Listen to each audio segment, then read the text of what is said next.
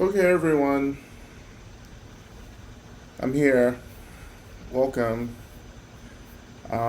Sorry for last week. I had something come up because I was on the road, and so I really couldn't make it to to the session. So sorry for those of you who joined. We tried to get an email out, but you know, um, I didn't quite get out, but that's fine. Um, that's why we have how many recordings? 69 recordings, 69 sessions recorded at the top that you can go back and practice with. So, anyhow, welcome everyone. Welcome to those who are new. Um, I'm saying hello and goodbye at the same time as I am going into retreats on a Wednesday for the next 5 weeks. So, but we'll get to that soon. But welcome to those who are new. This is Medicine Buddha, a guided practice coming from the Medicine Buddha teachings, from the Sutra of Medicine Buddha, taught by the Buddha, and then from the Tantric practices and commentaries um, as well. So I'm glad you could be here. Welcome to those who, have always have been coming for a while. Some of you have been hanging in there for a while. As you know, the space was created at the beginning of the pandemic um, I just kind of felt that since we're in this pandemic, Medicine Buddha would be the practice, and we still are in a pandemic. Um, so, um, so we continue to pray and to practice as well. So thank you all for being here. Again, um, I think Karen has posted the link to the Google Doc for the prayers, so go ahead and put those prayers in. I'll offer those later. Also, questions. So, if you have questions that you really, really need answered, this is the time to do it. So you can put those into the ask a question box at the bottom of your screen. Um, and I'll get to all of those today in this session. Okay. Um, let's see. And what else? So yes. So I am going into retreat this week. So what that means is that we have been able this past month, through the support of many folks, to get a group of practice leaders. I wouldn't say trained. I don't think I do training per se. I just say, okay, can you do this? And whatever you can do is fine. It'll be fine. But we do have this really wonderful group of practice leaders who are stepping up to continue the space, and we should be able from now on to keep the sessions going without me. If I can't do it, there'll be someone to step in. So finally, that's been a monumental shift as well. So, and those folks will start next week, and I will be back on October 10th. Um, in the fall. you know. So I wanted to say a few things. I wanted to get into practice really quickly as well, but I wanted just to say again how appreciative I am to those of you who are really coming forward to help hold space um, while I'm away, because it's really important, I think, for the space to continue going, and it's even more important for it to continue going without me. Um, and so that we can start relying on community to start deepening the practice. Um, and it's really such a powerful way to give back to practice community is to hold practice space for folks to continue the practice. And that's, if we want to talk in terms of merit, that's really quite a super meritorious offering. When you are an agent supporting people's spiritual practice, which in life is the most important thing that one can do is spiritual practice, right? When you're able to support that, um, that is a tremendous offering, huge, amazing offering. The angels praise and sing your praises for offering that kind of practice back to the community. And for many reasons, this is why I do what I do, because I understand that this is the most important thing that I can do with my life. Is to not only get free for myself, but also to help others get free through practice. So thank you all, everyone who's signing up for rotations. Do this. It's going to be really wonderful. Um, Everyone's going to offer something different, and this is the spirit um, of this tradition of Medicine Buddha that I'm establishing. Is that we want to just open into Medicine Buddha and let the practice shape itself, and let community come together to shape practices. And this is really how early tantric communities practice, right? I mean, like I it's not like people had texts that they were doing. It was just people just doing really simple practice together, ancient practice, right? They were bringing practices from other ancient lineages into new ways of practicing, and people were practicing solitary and alone, and then they were coming together in groups, big groups, small groups, and the practice would shape itself from there. And this is something that we always have to remember: the spontaneity, the fluidity, the openness. That practice should always be, right? Practice should never be rigid, right? Or I would say even predictable, right? I think practice should be a surprise, right? And I think that's important, to let go of expectations with practice. Like, you should never have expectations when you do practice. Like, you should never expect things to go well. You should never expect things to go bad. You should just start practice, and whatever happens, happens, right? That is another core teaching of tantric practice, is that whatever happens, happens, right? What we can do is create a really solid intention, right, and bring a lot of awareness and skill into practice, and then whatever happens, happens, right? Beyond that, so I think we're following in an ancient tradition of practice, right? Um, After I get back in October, we have lots of stuff to do. We're going to be all very busy with lots of stuff, but what we're going to do is do some really intensive mantra practice, right? And I'm going to offer it's of course a very traditional way of working with mantras that come directly out of the tradition, but of course I'm going to innovate it in a way that makes sense for our practice right now. So we're just going to essentially be accumulating mantra recitations, right? Which is, I think, so important in building the energy and connection to a deity, is through the mantra. So we'll be doing that. We'll start that. I'll also start that with those of you who have been initiated into Chinrezi, which I just launched in the past 2 weeks in Easter Mass, two sits in Wonderwell, up in Wonderwell.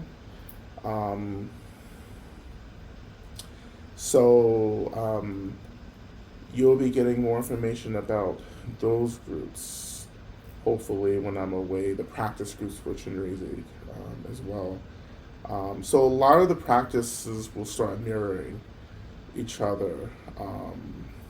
Medicine Buddha, Chinrezi, the practice of the Divine Mother. Amitabha will be coming back into rotation in the schedule as well. And so, yeah, lots of stuff for the fall, including our Bhumi Sparsha in-person retreat the last week in October. I hope, for those of you who can make it, I hope you can come. I hope those of you who are local here in Atlanta will be able to make it as well. I think it's going to be a really, really great time. not like a retreat. Like it's just a really, we're just gonna be doing stuff like this, and I see Miss Aisha here, who will also be, is also one of our community teachers, will be joining us. Lama Justin will be here. I know others, Karen Nelson will be also teaching, offering movement, um, and some of our favorites, from the community, I think, will be a part of it. So anyhow, and let's see, what else do I want to mention? Thank you for those of you who joined me um, on, you know, the different events I've been doing up in the Northeast. For those of you who joined me for, the Small Chinrezi gathering in East Hampton, and for those of you who joined me virtually or in person at Wonderwell up in New Hampshire. We had a great time. We did all the things. It was definitely a situation where a lot of people, we didn't know what we were getting into, but we got into it. I think it was good. Yeah. It was amazing. It was amazing and really great. I want to thank Sister Sadada and Zach um, for helping, assisting me with that retreat. Um, and as you all knew, for those of you who were at the retreat, I was one of the founding teachers for Wonderwell, um, and was a core teacher for a couple of years, one of the main teachers for the Natural Dharma Fellowship as well, until that kind of transitioned on into Radical Dharma work.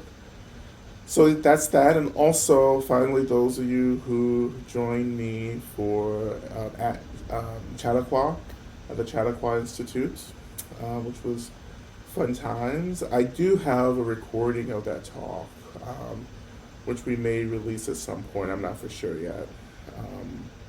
But it was a lovely talk. Thank you for those of you who may have joined me at Chautauqua. It was a really lovely experience, and in many ways an honor to be invited to share with the community as well. I had a really at Chautauqua. I had a really you know you know powerful, important um, teaching from an elder, from an indigenous elder, um, and and I'm really grateful for. I may talk about the teaching, but anyway, I may just keep it to myself. I'll see what happens. So I had a really wonderful time there. So yeah, so again, welcome to all those folks who are coming in from those locations that I've been working in. Oh, and so one more thing about our practice leader rotation. Please continue to come to the sessions. Please continue to support the practice leaders. This is a really and like this is a huge thing to do. Like I've set up something that takes a lot of courage to step into, and I think that the practice leaders are doing a really good job in holding and beginning to hold this space, right? So please show up, please continue to come, please be supportive as well, and all the things. Um, and so lastly, I would like to request prayers from myself as I um, go into retreats, just to hold space. And so every evening,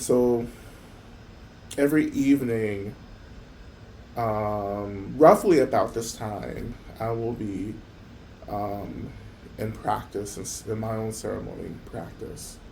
So it will, and every Monday, I hope to, and probably will be able to, to really kind of link into this space as well during my practice. So it'll be wonderful for us to come together. Majaya, do I have a picture of Majaya? I'm always trying to hold up a picture of Majaya, but I can never find one. The picture is over there. But Majaya, who is founded one of the lineages that I study and practice in. Um, she would, so every evening she would go into like meditation, like we would say samadhi, like meditative concentration, but she would just go into the state of consciousness where she would connect to her students, and she, you know, I think to a certain extent, really liked her students to be practicing at certain periods of the evening so that she could join them in like this state of consciousness. And she would, there's a story about how she would, you know, go into these states, you know, and check in on people's practice. I mean, she was awakened. She was awakened, so, you know. But she would go into these states of practice and check in on people. And if she didn't like connect to someone, or if someone wasn't practicing, she would come back in a public venue and be like, "Where were you? You know, you weren't practicing. I was looking for you." I won't be doing that. Just I don't tell that story to say that I'm going to be doing that. I just say that is kind of like a custom in certain lineages for people to across the spiritual community to be practicing at the same time together as well. So anywho, so I say all that to say that I will be practicing every Monday evening, definitely until October 10th, and then my practice will be changing after that as well. Prayers, yes, yeah, just like prayers. I'm gonna need a lot of those as well. I have never actually done anything like this before, and it's not that I'm anxious or anything, but you know, it's just like an evolution of practice. Like I'm gonna go into the wilderness, you know, and pray and talk to the land and the spirits and do some land healing and whatever it may be, and talk to God. You know, go talk to God. Um, so that's what I'll be doing as well. So yeah, lots of prayers. I just really appreciate it. I think that is it. I'm just gonna check. So let's just check the questions. Those are for the retreat. Everything should.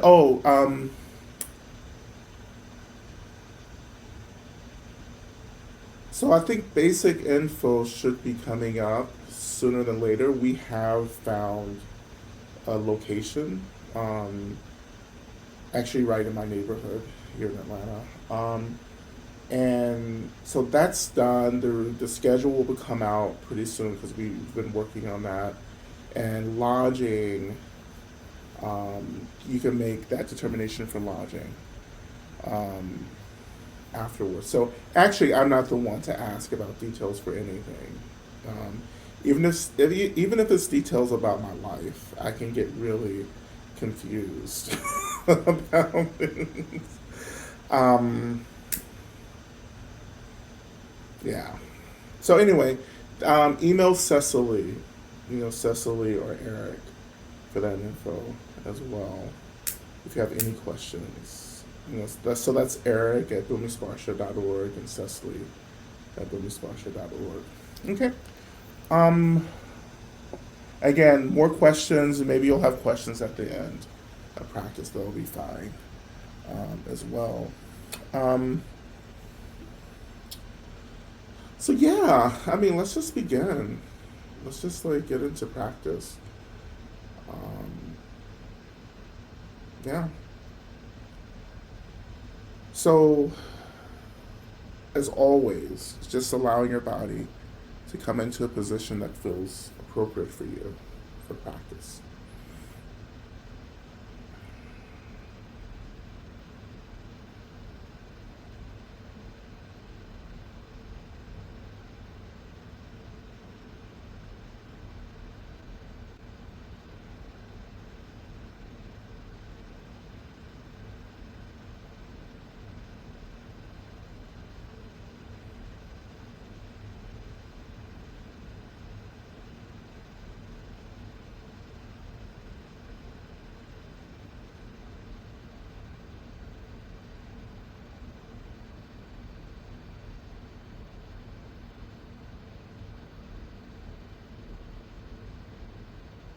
Right? And I invite you just to move into setting an intention for practice.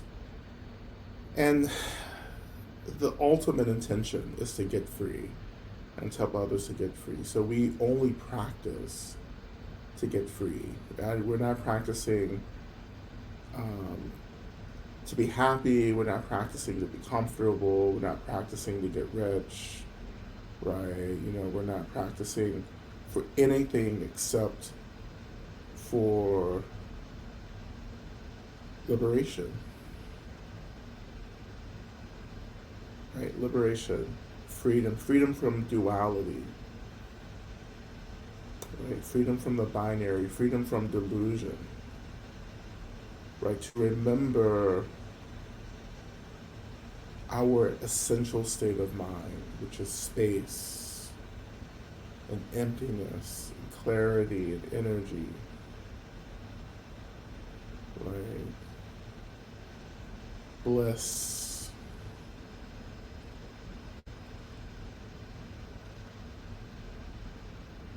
And bliss, bliss is the energy, the sheer energy of the mind is bliss. And bliss is something that we can't experience in the body because our physical bodies can't hold bliss, right? But our minds are bliss. But in this form, in this incarnation, the physical body is only so much the body can handle. And we can't even deal with, 1% of 1% of the bliss mind. Like, it's minuscule what we can actually hold, right? But it doesn't stop us from turning, into bliss as a training, so that when we are transitioning out of the physical world, right, and we're when we're returning back to energy forms, like, so as we make that return, like, we'll have the training of turning into the bliss, and we can hold that in our energy forms, but not so much in our physical forms. Anyway, this is why we practice, to return back to remember what we are, not who we are, but what we are. Like, possessing this innate Buddha nature isn't a who, it's a what. Right? It's a what. We're remembering what we are.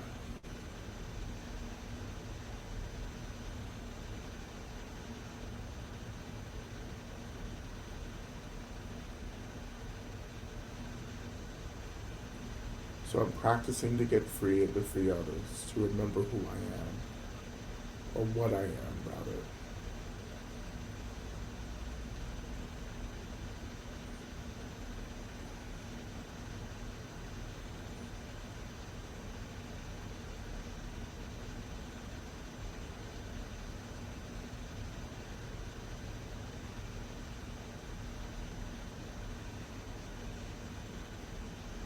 So, shifting your attention down to the seat, noticing the weight of the body making contact with the seat.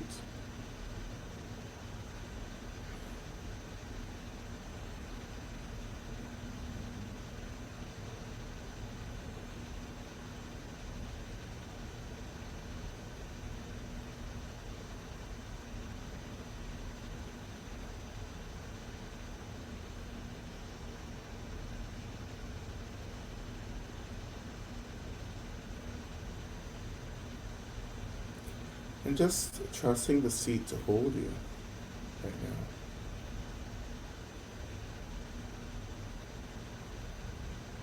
And as you trust the seat, I wonder if you can surrender even more to the seat to hold you, letting go, falling into the seat.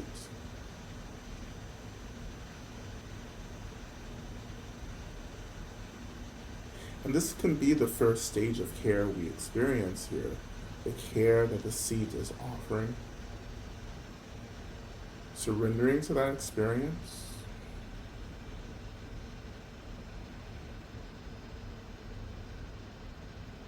And then the weight of the body,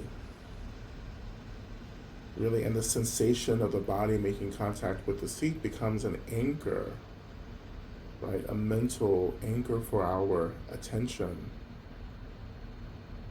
that gently holds our attention and invites us to let go of fixating on everything else and just allowing our attention to be held by this anchor, this sensation.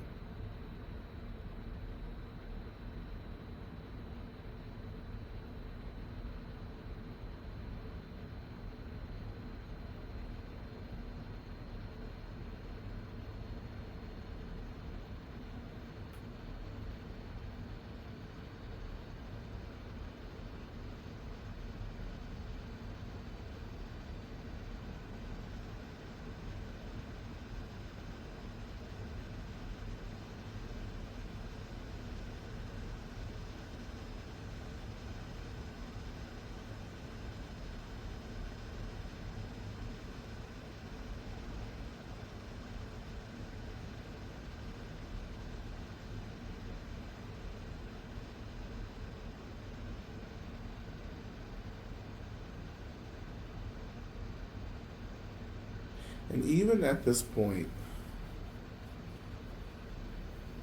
the consciousness of Medicine Buddha can arise right here, right? This surrendering, this anchoring, this holding, this care is really the origin, in a way, of Medicine Buddha. Right? The healing starts with the surrendering, the letting go,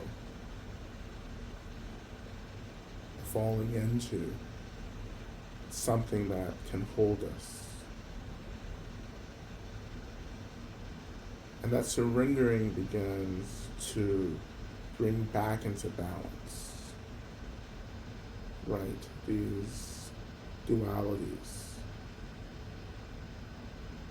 And once things are balanced, then the door into the ultimate, the essence, is opened. But nothing, we can't get free until we get balanced. To we come back together until there's a wholeness. And then you let go of the wholeness. And the mind floats back into itself. Right? So when there's a separation, the mind is fragmented.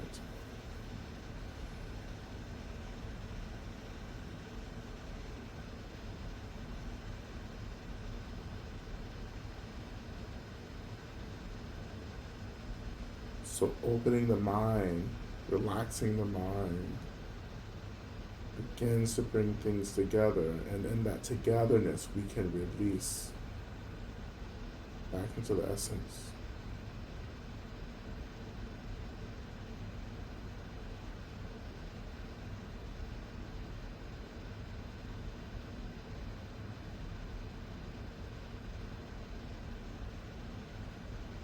And let's offer our first prayer, mantra to Medicine Buddha. Min la sangye kino soha.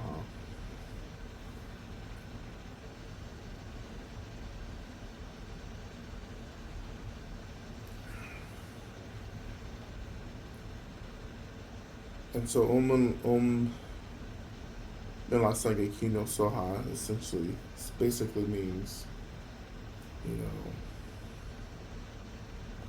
Medicine Buddha, please think of me, please know me, please come here. Sometimes I think, oh, it means, hey, Medicine Buddha, here I am. What's up?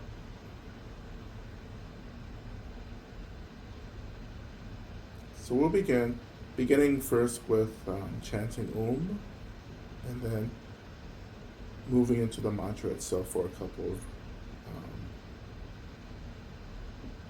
chants. Beginning with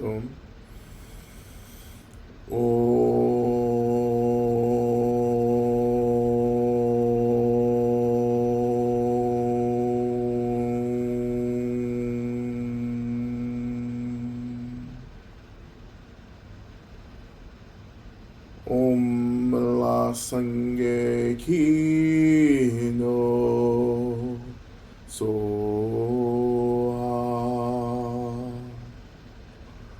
Om la sange ki no so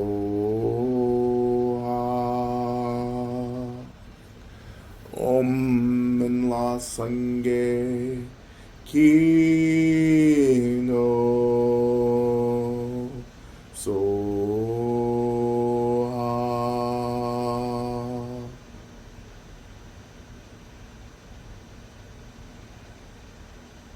So even at this point, imagining that the consciousness of Medicine Buddha is awakening here.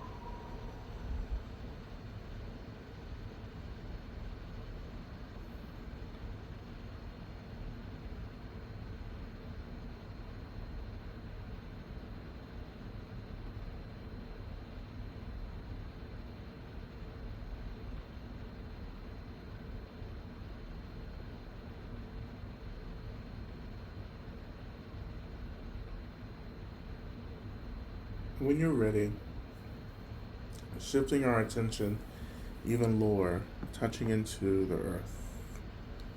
Right, so the energy of our attention touching into this massively awakened consciousness of the earth,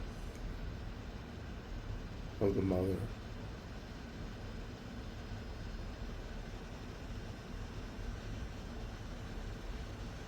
And our awareness or our attention is like a drop of water into the ocean, to this expansive, boundless ocean of the Earth's consciousness. So we're just like this dip in the ocean of the Earth.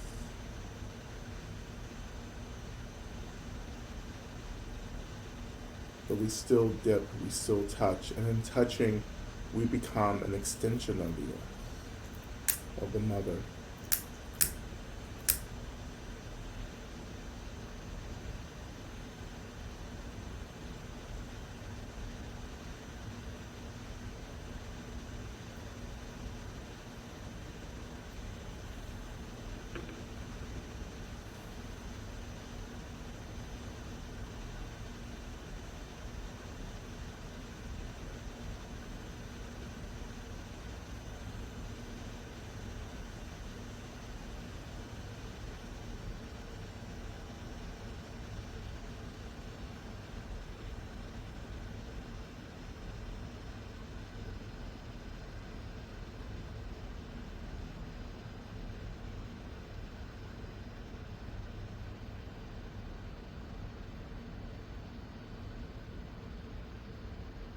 So again, turning our attention to the base of our spine.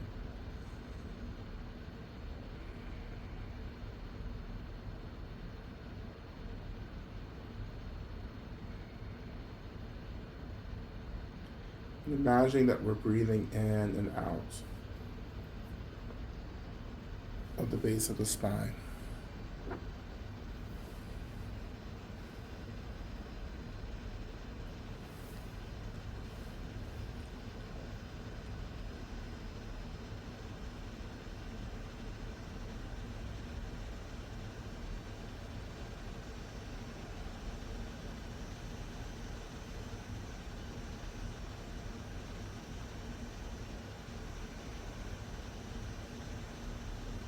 Now turning our attention back down into the earth and connecting to the energy of the earth,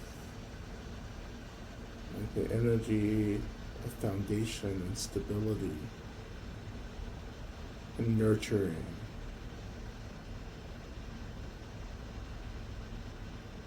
And as we connect to that energy, we will begin to imagine that we're breathing this energy, inhaling this energy into the base of the spine.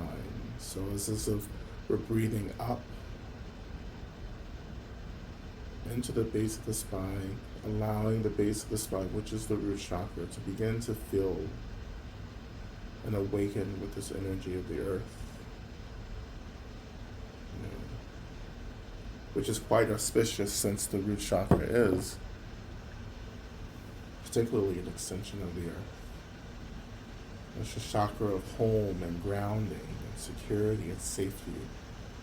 So we're awakening that chakra with the energy of the earth that we're inhaling into it.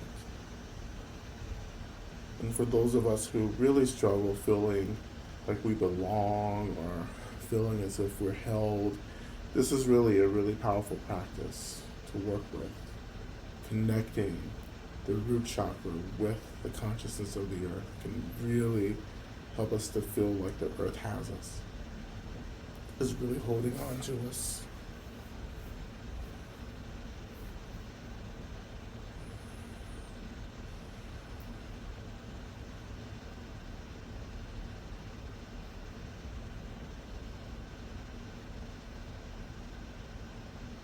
Just a few more inhales here. Again, imagining that the root chakra is really waking up, getting really active, really like merging with earth energy and the consciousness of the earth.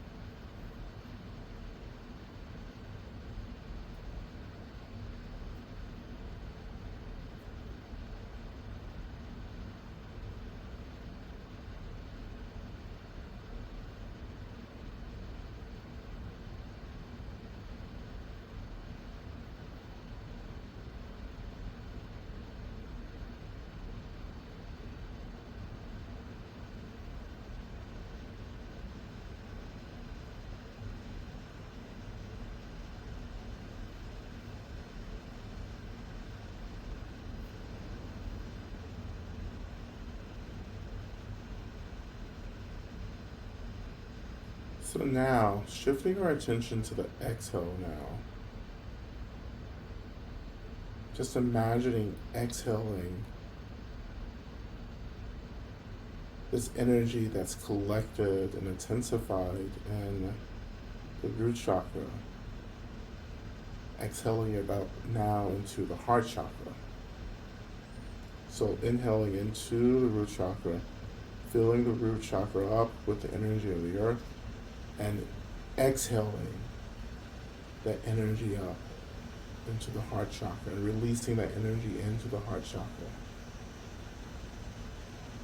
So another way to think about this is to imagine that the root chakra is just overflowing with this abundance of energy. So you're just exhaling that excess energy up into the heart chakra and allowing the heart chakra to fill and to expand.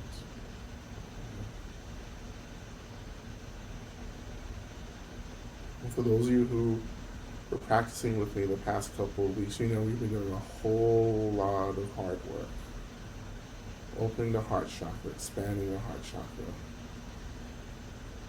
Because many of us feel really contracted right now.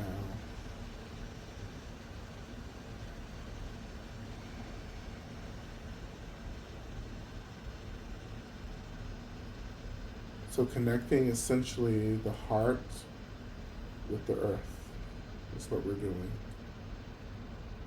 And of course, in the process, the heart really begins to open.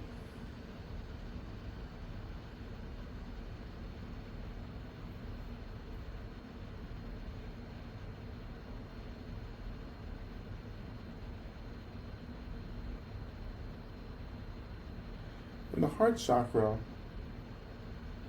is radiates with the color green, not red.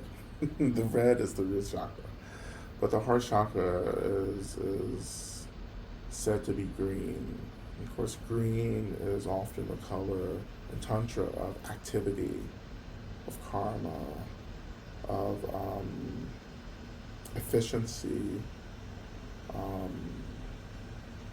doing, right? Fulfillment, fruition, It's also the chakra of like summer. Like summer is the awakening of everything. This is the point in the year where everything is full on, right? Literally, like it's just the things that we don't even want to be full on are full on now, but everything's going, right? Pumping, going, producing, right? Everything's alive, everything's awakened, everything's buzzing.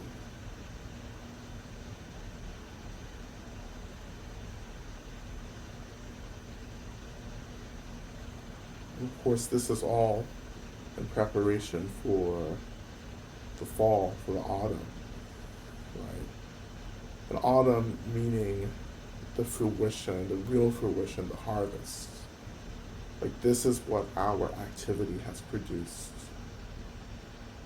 Like a richness, an intense sweetness, right? And that sweetness is what we hold on to and embody as sustenance as we go into the rest, the sleep, the rest of winter.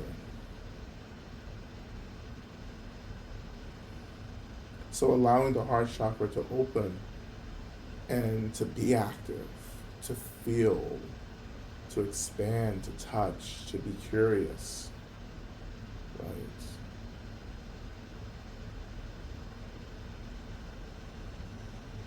We feel that. And so the heart chakra begins to radiate with this, of course, green energy. And this energy begins to be radiated out through the body, awakening the whole body system, our physical bodies, our mental bodies, our energy bodies, awakening our embodiments.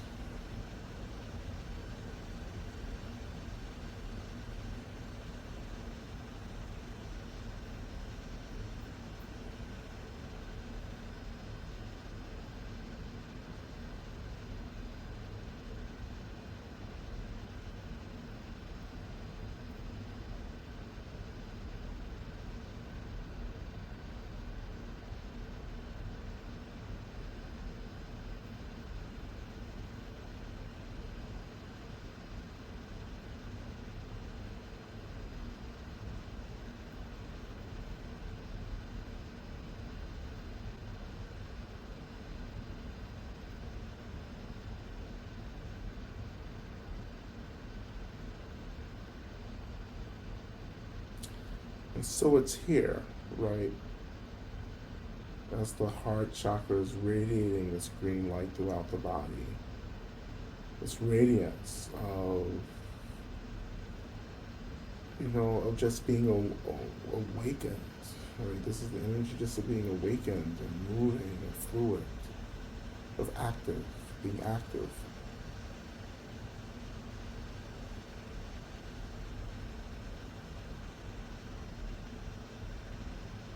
And we'll begin our first round of mantras here. Just allowing the heart chakra to continue to awaken and to radiate throughout the body. And really getting used to that before we move into our prayer requests. So we'll offer this energy out to all those we're praying for.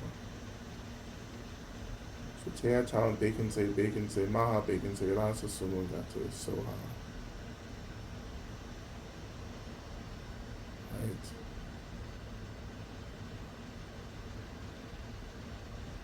Right, that's essentially what our mantra is communicating, that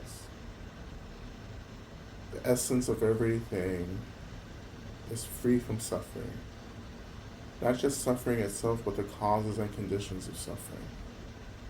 May it always be so.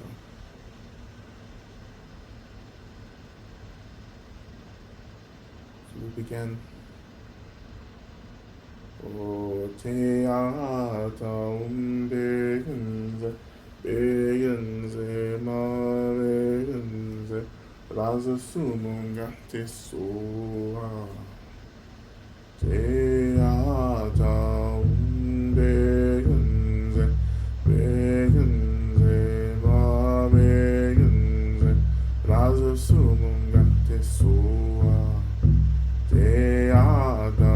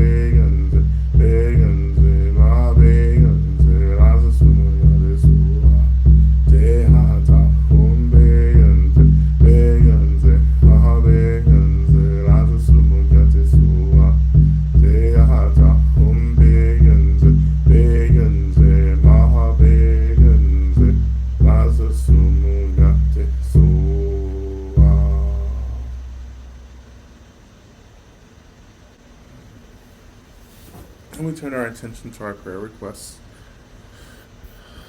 And as always, as we begin our prayer requests, we invite all the beings who can hold our prayers and work on our behalf to bring about the fruition of these prayers. We invite those beings into the space. All the Buddhas, Bodhisattvas, Yadams, Dharma protectors, saints, angels, all the protectors of the land, all the elements. We invite our ancestors who can help and who want to help into the space. as we offer these prayer requests as well.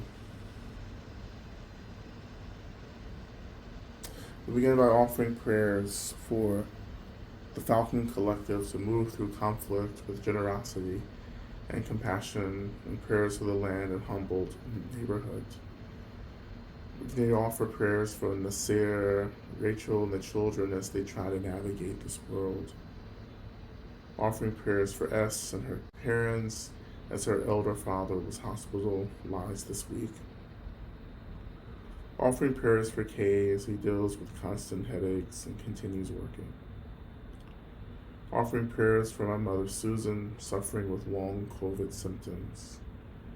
Offering prayers for J.A., who is descending quickly into Alzheimer's, that he feels safety, care, and love for his family and those caring for him.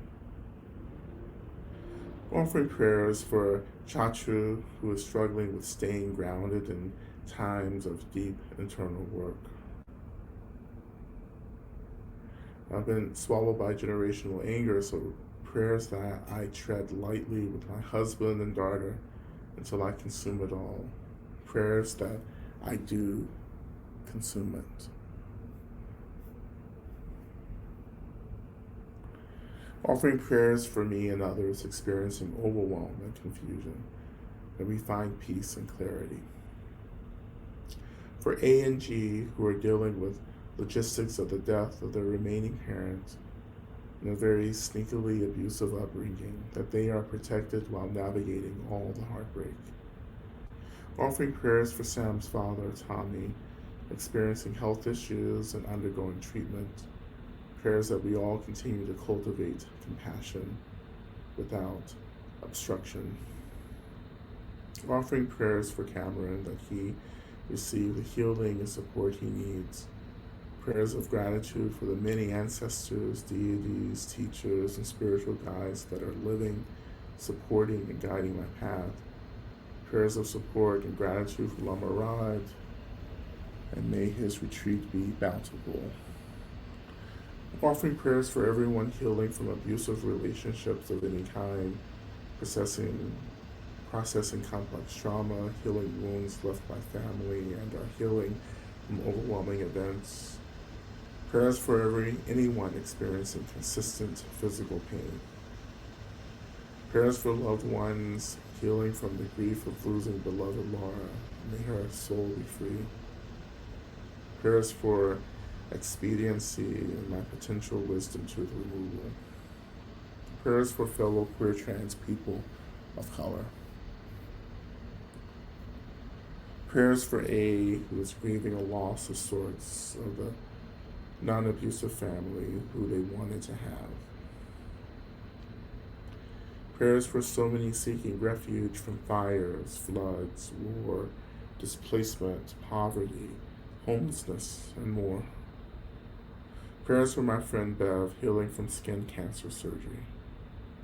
Prayers for Dee, who is going through radiation for breast cancer.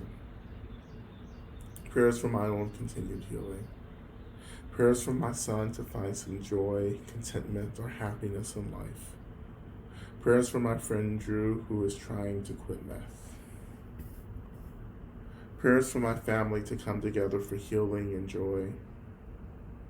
And prayers for my friend A, who lost her beloved dog, Boots, last week.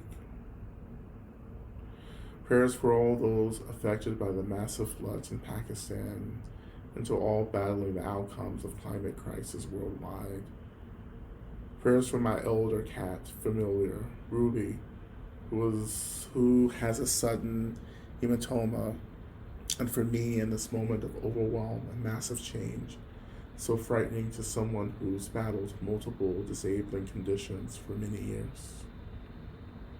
Prayers for all victims of mass shootings and their families.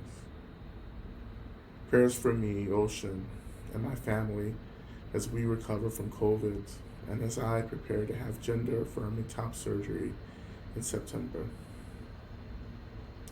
Prayers for all those affected by wildfires and other natural disasters. Prayers for me Chandama, that through ease I will be able to act on my divine guidance without fear or overwhelm.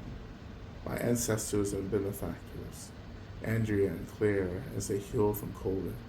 Prayers for Elle undergoing surgery tomorrow. Pakistan, India, Nepal, and all those affected by monsoon floods. A free, peaceful, autonomous Tibet, and all places experiencing violent oppression. All beings who are suffering the awakening, and liberation of beings, Bhumima, our sacred mother, for Lama Rod and all of Bhumi Spasha. Prayers for my own health and clarity as I work with chronic pain. Prayers for all to feel spaciousness. Prayers for Lama Rod for protection on retreats.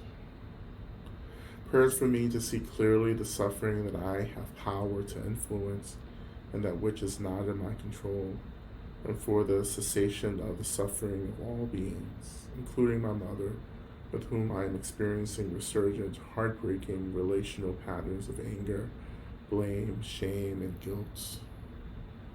Prayers for Hava Bailey, Tom Grana, Emily Coffey, and for myself, healing from knee surgery and ongoing tiredness in the recovery, that the knee heals with no further surgery. Prayers for continued connection with all the helping beings in the world.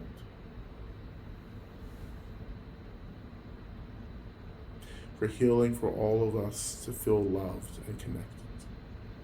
Prayers for Steve, who just got out of the ICU, but faces a long road to recovery. And then prayers for the smooth transition of my friend Rose, who joined the ancestors last week, leaving behind 2 beautiful children, a loving spouse, family, and friends. Prayers for healing and comfort for all who will miss her beautiful soul. And we continue to pray for so many beings right now still struggling with a multitude of sickness and disease, including but not limited to COVID and monkeypox and polio, cancer, and to all forms of disease impacting our lives. We pray for an alleviation of suffering for all beings, that we remember our innate Buddha nature, that in this lifetime, as quickly as possible, may we also experience social liberation, freedom from the violence and the harm and impact of systems of dominance that not just impact our lives, but the land and all the beings connected to the land.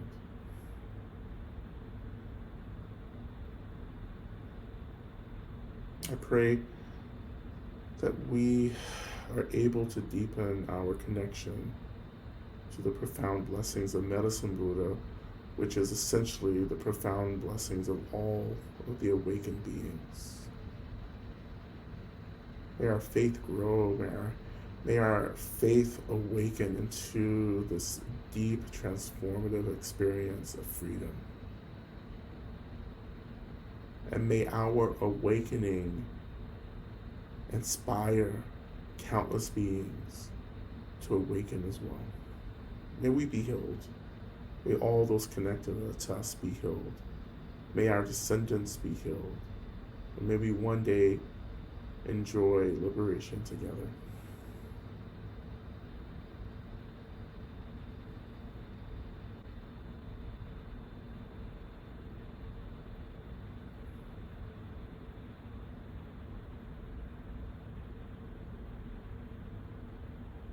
May it be so.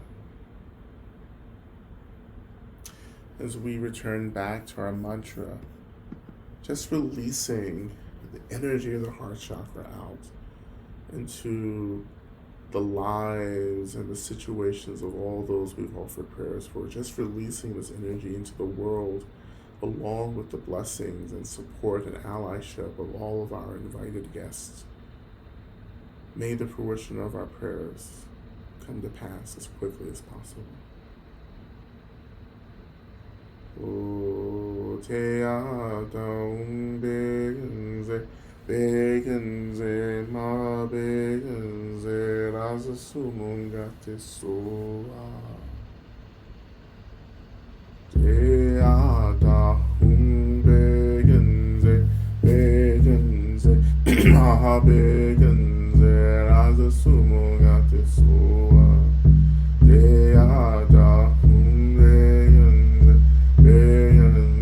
ma begenze rasa sumunga te soa te adão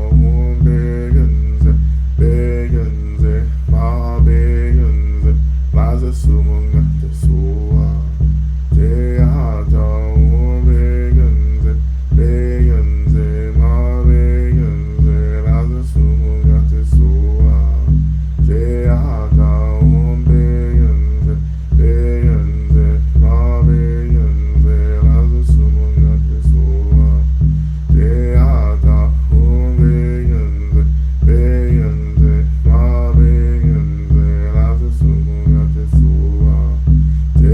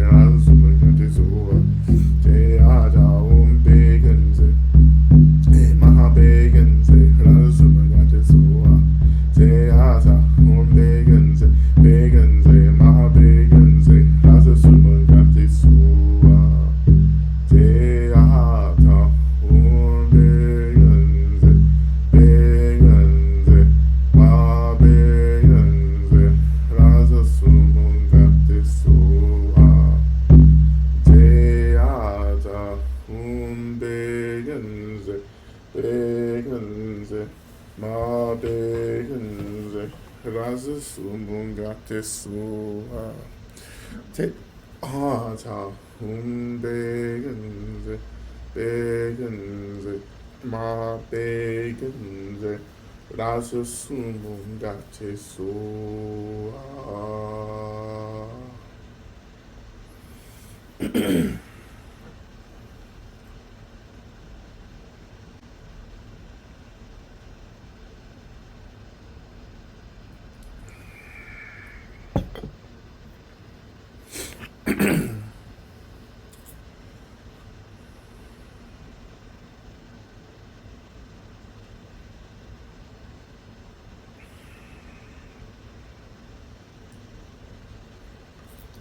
just returning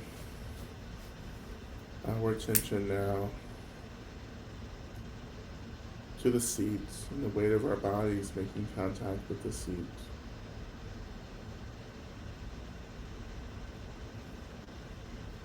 Allowing the seat to just take care of us, surrendering back into the seat.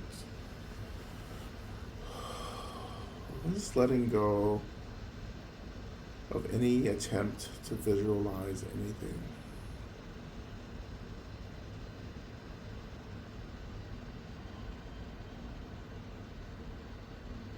Turning our minds away from offering this healing energy from the heart center.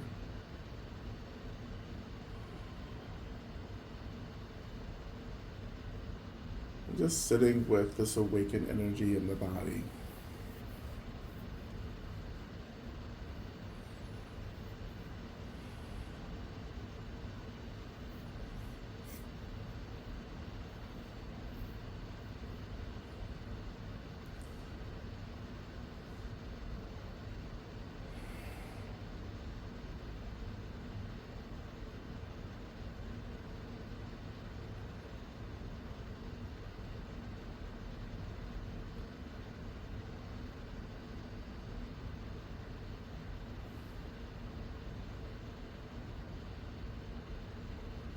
We're going to turn our attention now just to our last mantra. This is the mantra of Durga Ma. Om Drum Durga Namaha. As we chant this, remembering that the mother is an expression of space, fluidity, movement. And we're praying to Durga Ma as this fierce, powerful expression of the mother for protection as we move back into our lives after this session. And as we're praying, just imagining that the space itself is shaping itself to protect us as we chant to Durga Ma. The mother who, to those who are working for liberation, is beautiful and kind and peaceful, but to those who are not working for liberation, who are creating havoc, she is fierce and merciless.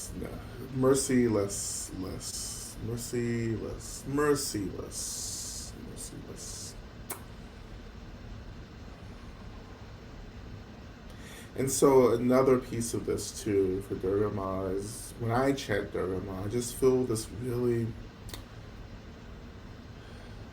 I feel an energy that I visualize in my mind as this blue radiance emerging around me,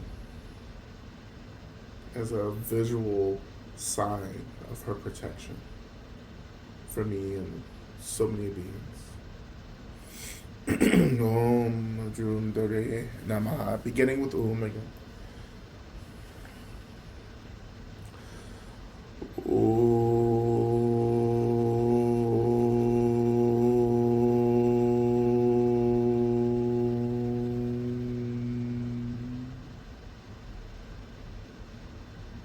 Om Drum Durga Namaha.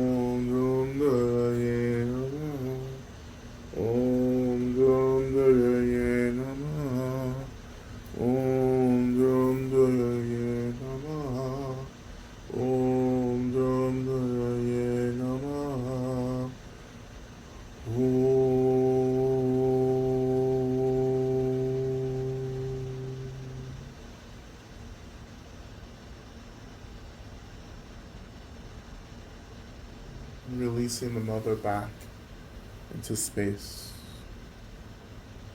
and thanking the earth for holding us, and thanking the seed for holding us, thanking all the elements of our practice that made our practice possible.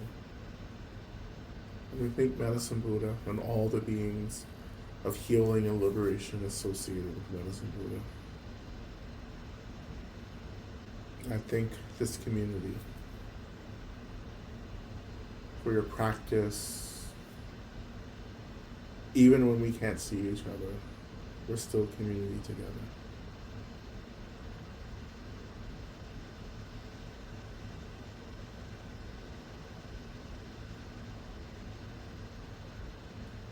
We turn our attention now to Shantideva's prayer, which we will recite 3 times together. And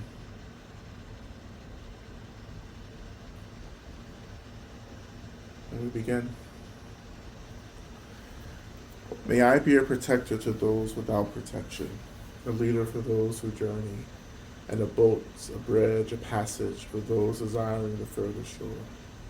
May the pain of every living creature be completely cleared away. May I be the doctor and the medicine, and may I be the nurse for all sick beings in the world until everyone is healed. Just like space and the great elements such as earth, may I always support the life of all the boundless creatures. And until they pass away from pain, may I also be the source of life for all the realms of varied beings that reach to the ends of space. May I be a protector to those without protection, a leader for those who journey, and a boat, a bridge, a passage for those desiring the further shore. May the pain of every living creature be completely cleared away. May I be the doctor and the medicine, and may I be the nurse for all sick beings in the world until everyone is healed. Just like space and the great elements such as earth, may I always support the life of all the boundless creatures. And until they pass away from pain, may I also be the source of life for all the realms of varied beings that reach into the ends of space. And finally, may I be a protector to those without protection, a leader for those who journey, and a boat, a bridge, a passage for those desiring the further shore. May the pain of every living creature be completely cleared away. May I be the doctor and the medicine, and may I be the nurse for all sick beings in the world until everyone is healed. Just like space and the great elements such as earth, may I always support the life of all the boundless creatures. And until they pass away from pain, may I also be the source of life for all the realms of varied beings that reach into the ends of space.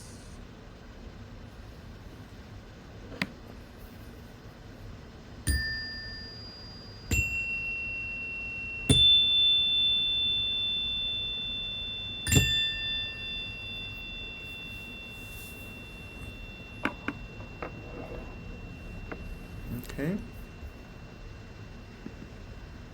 Take a look at some of the questions here.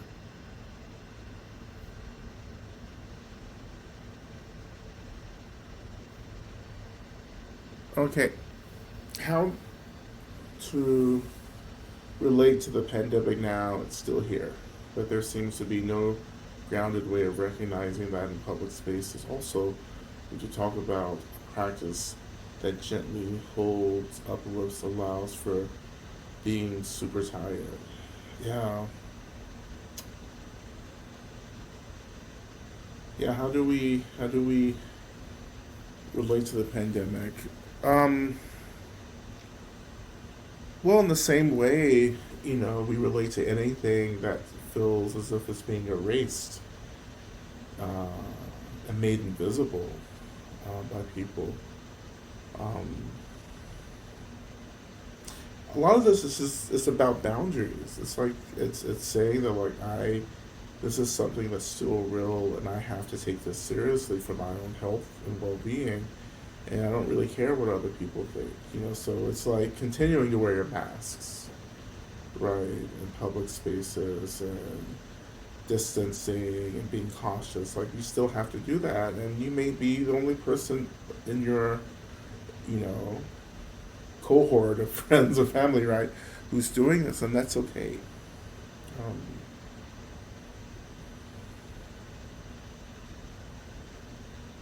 yeah, it's a personal. It has to be a personal thing. You know, it's like I don't see the urgency reflected back to me, but I still feel the urgency for myself, and I'm still making choices and decisions in response to the urgency and need, right, that I feel. So that's that. And then gently holds up lips, allows for being super tired. Yeah, there are all kinds of energetic practices. But sometimes I think the real practice is just to let it be there. It's just to let that fatigue be there, and take care of it, because sometimes it's like there's no other way around it. There's no other way but to experience the fatigue, right? And what that brings in terms of what it means for our productivity and connectedness to communities and so forth. And again, my basic practices are releasing to the earth. One particular practice that I've done before is imagining absorbing the life force energy around us from the phenomenal world, from plant consciousness, from the earth, from the elements, from ancestors who have it to give as well. That can be really helpful as well. But we're tired for a reason as well, because we're in this huge cosmic shift in consciousness and in the continuum of this world system. So, like, no one's going to escape not being exhausted, because we're all participating in this giant lift together.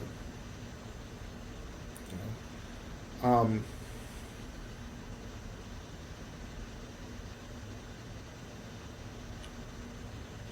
What's this other question? I'm finding it difficult to stop thinking about something that happened a few months ago, and I quit a course because of the way a uh, a racist comment was handled, or not handled. The situation was very frustrating for me, and I don't know how to complete it or move past it. Any practice advice for this? Well, it just seems like trust was betrayed. There's a deep hurt, and it's not about moving past it. It's about tending to the hurt beneath it. You have to grieve this, essentially. Um, you have to grieve that this happened, that maybe this course was something you enjoyed, or this teacher in the course was someone you trusted, and that's been disrupted, and you grieve it. You acknowledge the hurt, the sadness, you experience it, you release it. You let it go and let it take its time. You have to let it move on its own time, right? We fixate on things like that because we haven't done the real deep work of grieving the hurt itself. Right? So you let yourself grieve. You know, you let yourself grieve, and it's okay, right? It's okay to be disappointed, right? It's okay to have this kind of disruption, So allow yourself to experience the sadness, right? And let it go. Um,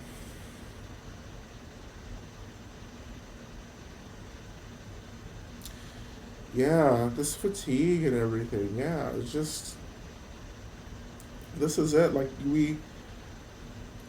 I know a lot of folks still don't understand what's happening right now, but we are pushing. We are pushing, pushing, pushing. Um, and those of us who are engaged in spiritual practice, we are pushing more than others, right? So that there's a consequence to that, and that's going to be, our energy is going into the collective liberation right now. Like we're doing a lot of extra work for people who don't know how to do this work for themselves or for the rest of us. So you have to keep pushing and pushing. This isn't going to be forever, right? But dare I say, some of you chose this, right? You chose to be here. You chose to be here right now. So we can't. It's okay to complain, right? Absolutely, complaining is legitimate, but then you keep working, you keep pushing, right? Complain, let it out, then go back to the work, and then when you die, like when you transition, like you'll get it, right? And that will be amazing. There'll be so much joy when you like transition, knowing, and well, you'll transition getting insight into what you actually did in this life, and you will be very surprised and joyful. But you have to practice. Like you won't get there if you're not practicing, right? But we're pushing. We're all pushing. It's like tug of war sometimes. We're all tugging, But I see it more as push. We're just pushing through. We're pushing. The balance is coming. We're coming back into balance. We are, but we just have to keep it up, keep moving. We have a couple of more years to go. I know that sounds like really disheartening, but like the payoff is going to be worth it. I don't know what the payoff is going to be, but it will be worth it. Well, cheers, everyone. Well, thank you all so much for holding space. Please stay connected to the space, and let's continue just to pray for each other right now as well. Okay. Sweet. Well, thank you, everyone. Please stay safe. Please stay well. Do whatever you can to take care of yourself and your communities. Keep praying. Keep practicing. Keep drinking your water. As well. Okay. All right. Thank you, everyone. I'll see you next month.